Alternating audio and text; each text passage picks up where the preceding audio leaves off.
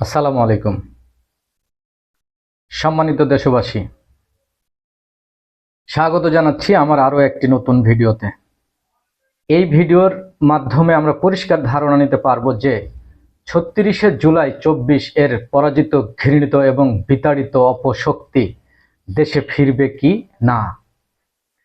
সুপ্রিয় দর্শক, ৩৬শে জুলাই ২৪ এর পরাজিত এবং বিতাড়িত অপশক্তি অত্যন্ত সুপরিকল্পিতভাবে পিলখানা হত্যাযজ্ঞ সহ মিথ্যার উপর দাঁড়িয়ে ভোটবিহীন ক্ষমতা আঁকড়ে ধরে দেশের মেধাবী গুণীজন সহ বড় বড় নেতৃবৃন্দকে বিচারিক সহ বিভিন্ন কায়দায় হত্যা করেছিল।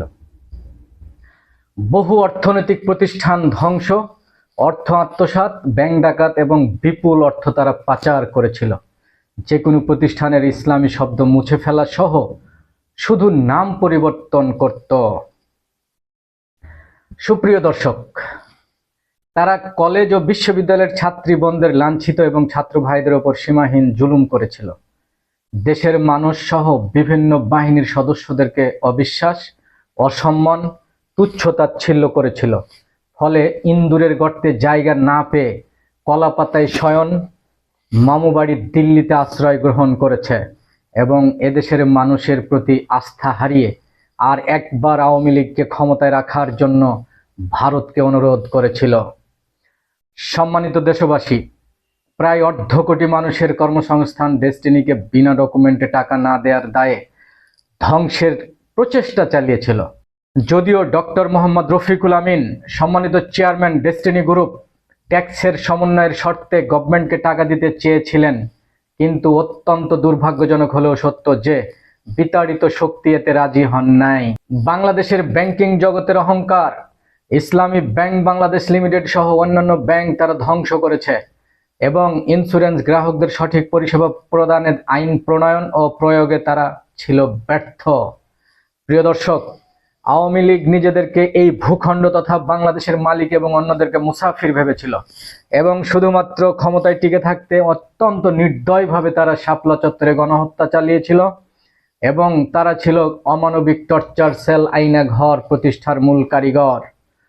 সম্মানিত দেশবাসী, প্রধানমন্ত্রী এবং মন্ত্রী পরিষদ সদস্যরা পৃথিবীর প্রকৃত মালিক মহান আল্লাহ রাব্বুল আলামিনের প্রতি ঈমান ও সৎ আমল, সাধারণ জ্ঞান, ইসলামী জ্ঞান, জাতীয় বা আন্তর্জাতিক গুরুত্বপূর্ণ তথ্য, সততা, ন্যায়পরায়ণতা, বিজনেস, ব্যক্তিত্বের বিকাশ বা উন্নত জাতি গঠনে তাদের কোনো বক্তব্য ছিল? বা গত ১৭ বছরে আমরা এমন কি শিখেছি? সম্মানিত দর্শক,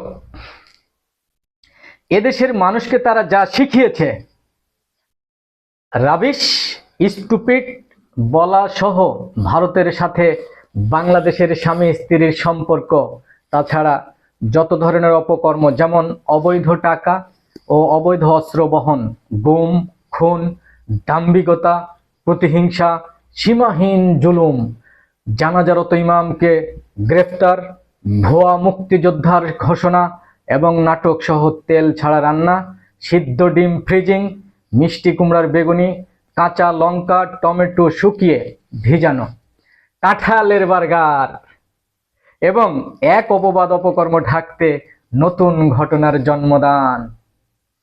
সুপ্রিয় দর্শক, অনুমিত ৮-৯ লক্ষ বিভিন্ন বাহিনীর ফোর্স সহ মামুবাড়ির ফোর্সের প্রোটোকল যখন তাকে সুরক্ষা দিতে ব্যর্থ হয়েছে, সুতরাং সে দেশে ফিরবে এটা হতে পারে দিবা স্বপ্ন। সুপ্রিয় দর্শক, আপনারা জানেন স্বৈরাচার ফ্যাসিস্ট দল আওয়ামী লীগ তারা আমার দেশের অহংকার বাংলাদেশ সেনাবাহিনীর গায়ে আঘাত করেছে। সম্মানিত দর্শক, কোরআন মাজিদের ঘোষণা, যারা আল্লাহ ও তার রসুলের সাথে যুদ্ধ করে এবং পৃথিবীতে বিপর্যয় সৃষ্টির প্রচেষ্টা চালায়, তাদের শাস্তি হচ্ছে তাদেরকে হত্যা করা হবে, শূলিবিদ্ধ করা হবে, তাদের হাত এবং পা বিপরীত দিক থেকে বিচ্ছিন্ন করা হবে, অথবা তাদেরকে দেশ থেকে নির্বাসিত বা বিতাড়িত করা হবে। দুনিয়ায় তাদের জন্য এই অপমান ও লাঞ্ছনা নির্ধারিত রয়েছে, আর পরকালে রয়েছে তাদের জন্য এর চাইতেও বড় কঠিন আযাব। ৫ নম্বর সূরা মাইদা ৩৩ নম্বর আয়াত। সুপ্রিয় দর্শক, গত 17 বছরের স্বৈরাচারী ও দাম্ভিকতার বিপরীতে তারা দেশ থেকে বিতাড়িত মর্মে কোরআন মাজিদের রেফারেন্স অনুযায়ী তাদের ওপর কত নম্বর শাস্তির সাথে মিল আছে তা অবশ্যই কমেন্টে উল্লেখ করতে ভুলবেন না প্লিজ। সুপ্রিয় দর্শক, সুতরাং সার্বিক বিবেচনায় প্রতীয়মান হয় যে 36শে জুলাই 24 এর পরাজিত, ঘৃণিত এবং বিতাড়িত অপশক্তি বাংলাদেশে আর কোনো দিন ফিরে আসবে তা বিশ্বাস করেন? আর যদি ফিরে আসে তাহলে সেইটা হবে পৃথিবীর অষ্টম আশ্চর্য। সম্মানিত দেশবাসী, এই ছিল আজকের গবেষণা ও পর্যালোচনা।